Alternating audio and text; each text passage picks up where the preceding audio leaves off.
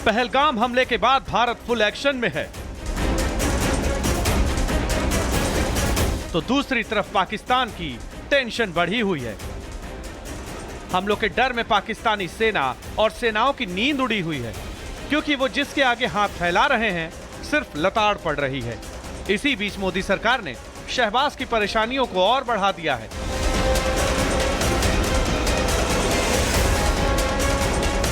Water strike से लेकर Bharat air space के दरवाजे बंद करने और पाकिस्तानी दूतावास में कर्मचारियों की सीमा तय करने के बाद पाकिस्तान पर मोदी की कूटनीतिक स्ट्राइक थमी नहीं है।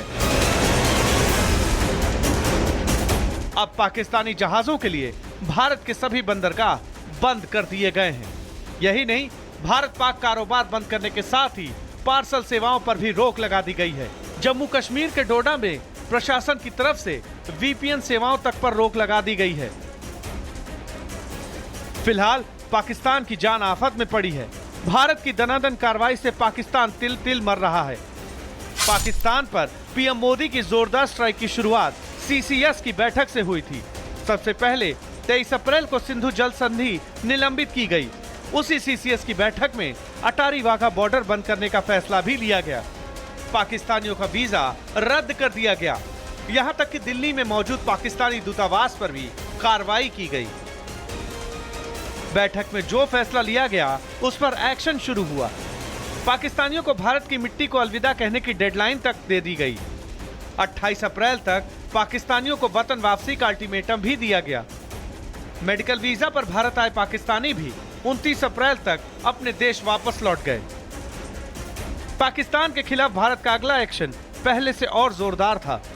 30 अप्रैल से भारत के खिलाफ प्रोपेगेंडा चलाने वालों पर डिजिटल स्ट्राइक की शुरुआत हो चुकी थी। इसी दिन भारतीय एयर स्पेस के दरवाजे भी बंद कर दिए गए थे। 1 मई से तो पाकिस्तानी दूतावास पर कर्मचारियों की सीमा तक लागू कर दी गई थी। भारत ने पाकिस्तानी उच्चायोग के कर्मचारियों की संख्या 30 कर दी थी। इस कार्रवाई के 24 घंटे के भीतर ही पाकिस्तानी पीएम शहबाज शरीफ के यूट्यूब चैनल को भी बैन कर दिया गया था। 11 दिन में ही पाकिस्तान पर 16 स्ट्राइक हो चुकी हैं। इससे आतंकिस्तान बिलबिलाया हुआ है। हालात ये हैं कि शहबाज से मुनीर तक भारत के आगे घुटने टेकने पर मजबूर हो गए हैं। गीदड़ भभकी कितनी भी दे दें, लेकिन हकीकत से अनजान वो भी नहीं है कि पहलगाम हमले को अपनी गलती मानने के अलावा उनके पास कोई विकल्प अब बचा ही नहीं है।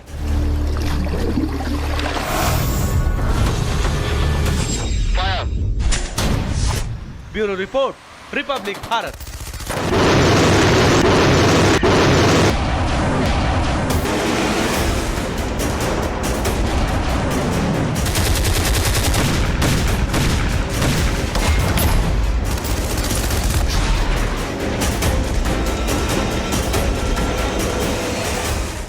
पहलगाम हमले के बाद भारत फुल एक्शन में है,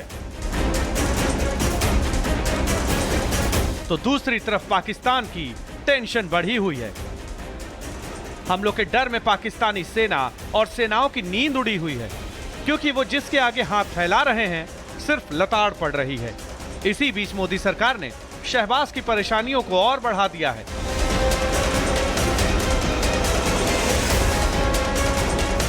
वाटर स्ट्राइक से लेकर भारत एयर स्पेस के दरवाजे बंद करने और पाकिस्तानी दूतावास में कर्मचारियों की सीमा तय करने के बाद पाकिस्तान पर मोदी की कूटनीतिक स्ट्राइक थमी नहीं है। अब पाकिस्तानी जहाजों के लिए भारत के सभी बंदरगाह बंद कर दिए गए हैं। यही नहीं, भारत पाक कारोबार बंद करने के साथ ही पार्सल सेवाओं पर भी रोक लगा दी गई है। जम्मू कश्मीर के डोडा में प्रशासन की तरफ से वीपीएन सेवाओं तक पर रोक लगा दी गई है। फिलहाल पाकिस्तान की जान आफत में पड़ी है। भारत की दनादन कार्रवाई से पाकिस्तान तिल तिल मर रहा है। पाकिस्तान पर पीएम मोदी की जोरदार स्ट्राइक की शुरुआत सीसीएस की बैठक से हुई थी। सबसे पहले 23 अप्रैल को सिंधु जल संधि निलंबित की गई। उसी सीसीएस की बैठक में अटारी वाघा बॉर्डर बंद करने का फैसला भी लिया गया। पाकिस्तानियों का वीजा रद्द कर दिया गया। यहां तक कि दिल्ली में मौजूद पाकिस्तानी दूतावास पर भी कार्रवाई की गई। बैठक में जो फैसला लिया गया उस पर एक्शन शुरू हुआ। पाकिस्तानियों को भारत की मिट्टी को अलविदा कहने की डेडलाइन तक दे दी गई। 28 अप्रैल तक पाकिस्तानियों को वतन वापसी का अल्टीमेटम भी दिया गया।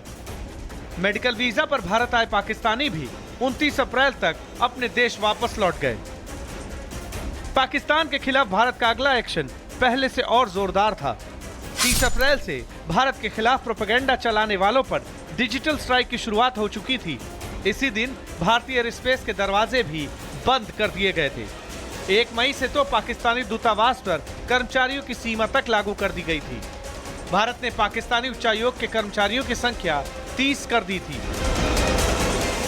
इस कार्रवाई के 24 घंटे के भीतर ही पाकिस्तानी पीएम शहबाज शरीफ के यूट्यूब चैनल को भी बैन कर दिया गया था। 11 दिन में ही पाकिस्तान पर 16 स्ट्राइक हो चुकी हैं। इससे आतंकिस्तान बिलबिलाया हुआ है।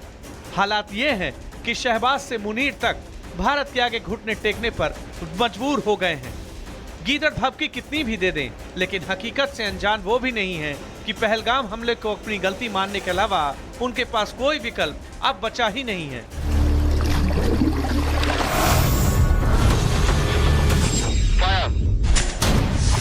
Bureau report, Republic Bharat.